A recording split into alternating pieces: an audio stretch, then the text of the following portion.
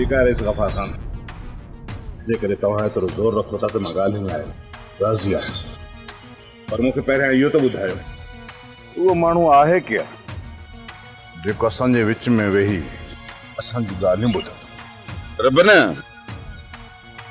फैसलो त असां बि कोन था कयूं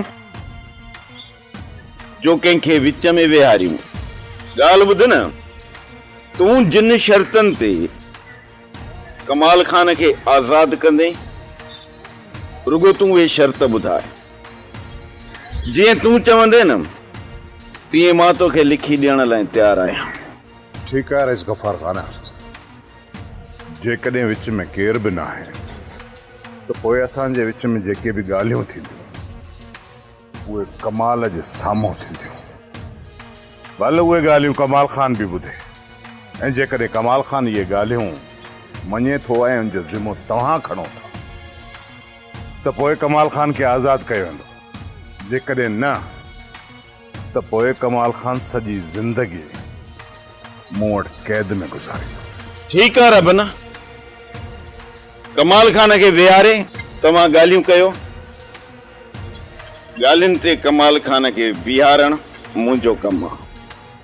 त पोइ ठीकु आहे तव्हां शाम जो अचिजो कमाल खान जी जाइ ते उते वेही ॻाल्हियूं कंदासीं। शाम जो छो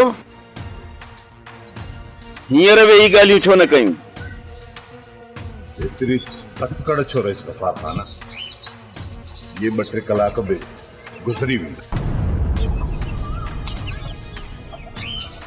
वॾो ज़िद्दी आहे बाबा साईं छो बि त रबन सां ज़ुल्म आहे। हा कालू मां मञा थो त रबन सां ज़ुल्म थियल आहे तॾहिं त मां ख़ामोश आहियां।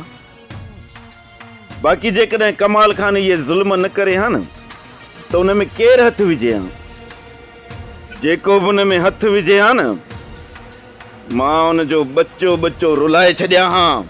सोप सीरियल ज़हर ज़िंदगी तमाम एपिसोड ॾिसो हाणे HD क्वालिटी में। विजिट कयो असांजो YouTube चैनल सिन TV HD ड्रामा।